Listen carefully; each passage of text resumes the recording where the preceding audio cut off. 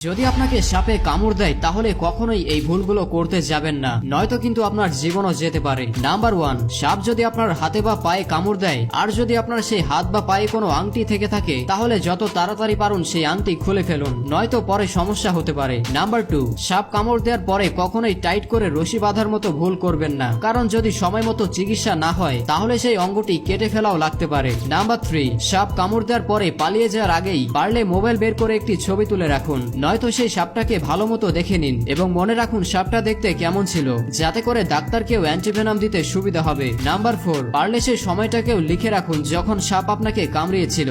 Number 5, সাপ কামড়ানোর পরে যদি সেখান থেকে রক্ত বের হয় তাহলে সাথে সাথেই সে রক্ত বন্ধ না করে কিছুক্ষণ সেই রক্ত বের হতে দিন, এতে করে সেই রক্তের সাথে সাথে কিছুটা হলেও বিষ বেরিয়ে যাবে। নাম্বার 6, কখনো এমন ভুল করতে যাবেন না যেমনটা সিনেমাতে দেখানো হয়, মানে মুখ দিয়ে চুষে বিষ বের করার চেষ্টা। নাম্বার 7, যেই অঙ্গে সাপ কামড়িয়েছে সেই অঙ্গটি বেশি নড়াচড়া করবেন না, নয়তো বিষ শরীরে দ্রুত ছড়িয়ে পড়তে থাকবে। নাম্বার 8, সাপ কামড়ালে কখনোই বেশি উত্তেজিত হবেন না বা ভয় পাবেন না, কারণ হতেও পারে সাপ শুধুমাত্র আপনাকে কামড়িয়েছে এবং সাপ আপনার শরীরে বিষ ঢালেওনি। নাম্বার 9, যেখানে সাপ কামড়িয়েছে সেখানে অযথা কোনো মলম বা ক্রিম লাগাতে যাবেন না। নাম্বার 10, সব থেকে গুরুত্বপূর্ণ ব্যাপার হচ্ছে সাপ কামড়ানোর পরে কখনোই সাপুরে বা কবিরাজের কাছে যাবেন না, সরাসরি হসপিটালে চলে যান। ভিডিওটি চাইলে আপনার পরিবারের সদস্যদের সাথে শেয়ার করতে পারেন এবং একটি লাইক দিতে পারেন। আজকে আমি মোস্টপ্লে অ্যাপ সম্পর্কে বলবো।